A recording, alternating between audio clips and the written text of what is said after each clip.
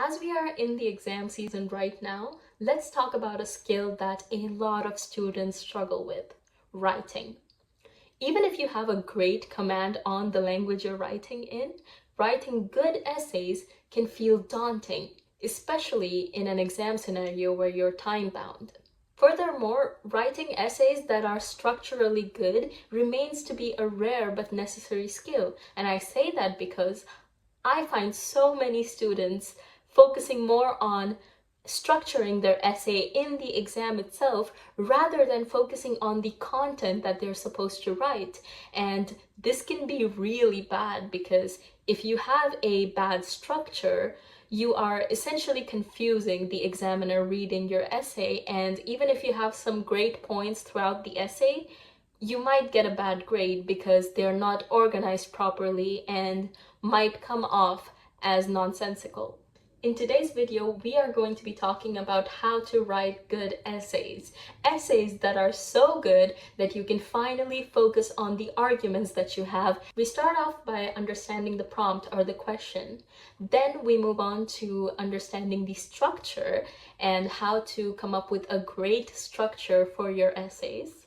Third, we're going to be talking about language that makes you sound professional.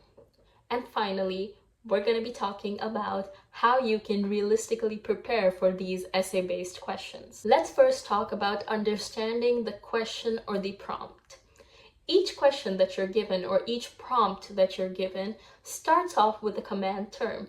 And you might be familiar with this if you did the International Baccalaureate like I did. Command terms are words such as explain, define, compare and contrast, analyze. These terms give you the entire structure of your essay in a single word. There are some very useful command terms that are especially important for essay-based questions that I will put on the screen right now. So take a good look at them and take a screenshot whenever you wish. Also, there are so many more command terms that apply to every single open-ended question, and I will link a very useful PDF down below so that you can check it out. Although it might seem like a lot to go through, it is good to have a general understanding of what a question expects from you in the answers. For example, you might be asked to analyze a business model, and what you essentially need to do is look at all the aspects of this business model and talk about its implications in a business environment. However, if you're asked to discuss a business model, you need to break this business model down into all of its implications like we did before, but then you must comment on the business model in the sense of talking about its pros and cons. Add your own opinion to it. So, the word analyze and discuss can feel very similar, but you see how in analyze we are mostly focusing on its real-world implications.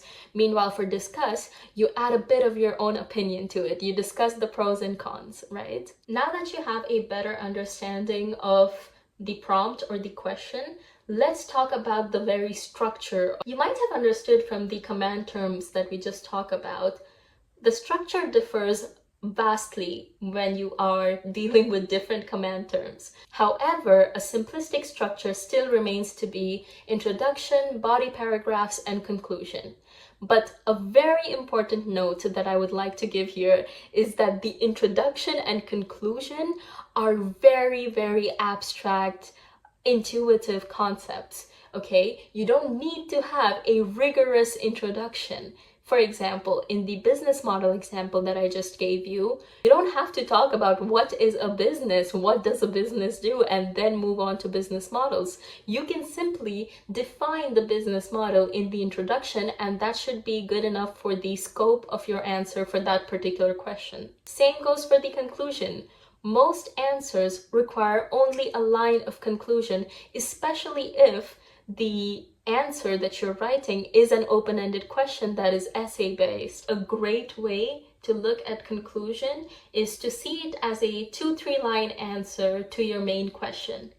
This is especially important if your essay was extremely rigorous. You really do need that one conclusion paragraph to make sure that the examiner understands that you have not lost sight of the main question. Now let's laser our focus into the body paragraph, because let's be honest, most of the writing happens in the body paragraphs. A very simple structure to follow is the PEER structure, which stands for point, evidence, analysis, and reflection.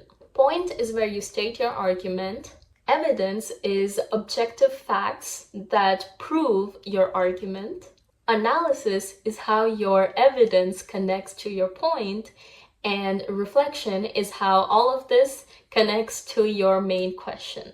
Now remember, you're allowed to be flexible with this structure as well. If you have multiple evidences for a single point, you can write one point, all of the evidences, the analysis of all of those evidences, and then proceed with the reflection. Furthermore, if your essay is more opinion-based, you can completely skip the evidence. Although I do not suggest doing that, I think every essay or every body paragraph can benefit from objective facts that help your arguments.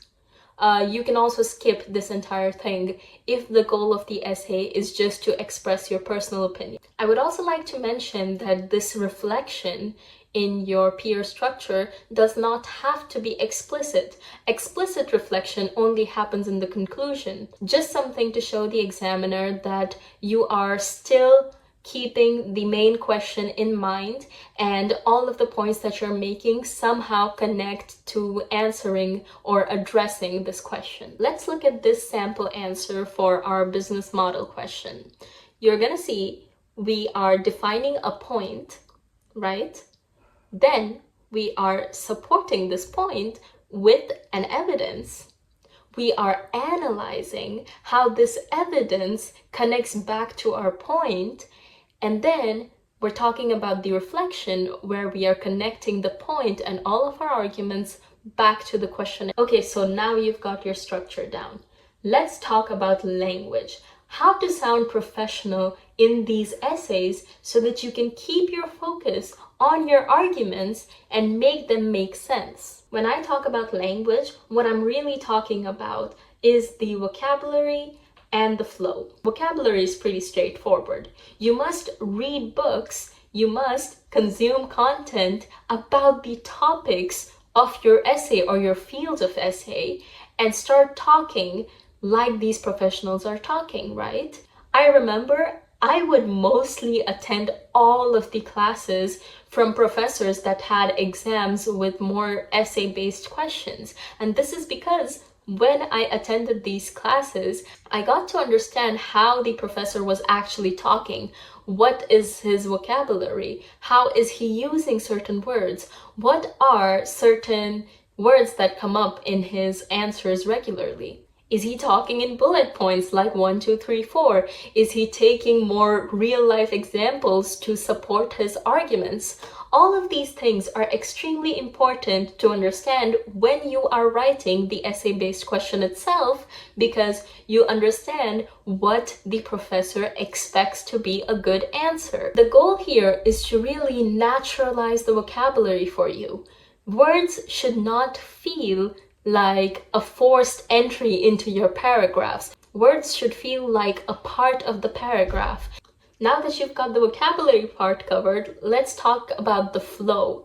The flow of an essay is completely dependent on two things: the connecting words that you're using and when you are breaking your paragraphs to make a new paragraph and thereby a new argument. Connecting words are super important because it helps an examiner understand if you are continuing the argument, making a new argument, or posing a counter argument to the argument that you just made. Also, keeping your essay granular is super important because if you make a wrong point, you don't want that to affect your professor's judgment of your other points, right? You're essentially telling the professor that you are not expanding the point further and leading to more incorrect arguments, but you are rather making a different argument, one that might even be correct. Let's now look at a few quick tips tips to help you prepare for the exam so that we can actually realistically apply everything that we've learned today. Get familiar with your command terms. Once again, I have a link in the description. This is super important. Second, build your vocabulary. Start watching YouTube videos. Start listening to podcasts. Once again, the goal here is to really talk like you want to talk in your essays. You want to sound professional. You want to sound knowledgeable. Third, prepare with your mock exams. This remains standard for any kind of exam, but especially for essay-based questions, you must understand what kind of command terms are being asked in the exam, because you can be assured that even if the question itself or what the question is demanding from you changes, the command terms are more likely to remain similar. If your professor does not give you one, which has happened more often than I can count, you can also ask AI to generate these mock exams for you. Fourth, solve these mock exams using the right structure. Introduction, the body paragraphs using the peer structure, and a short and sweet conclusion. And finally, repeat this once every single day. I say only once because your greater focus should not be on perfecting your writing skills in your exam period. Your greater focus should be on learning the content, and writing essays should just be a skill that you adopt over time. If you're watching this video during a time when you are not going to give an exam, or maybe you are midst the semester, I still recommend you to start applying these tips. When your exams do come up, you must focus on building your knowledge base. And when you combine having a good knowledge base with good writing skills, you make sure that your arguments actually come off as effective. You make sure that the structure you use in your essays is in fact serving you and not confusing you even further.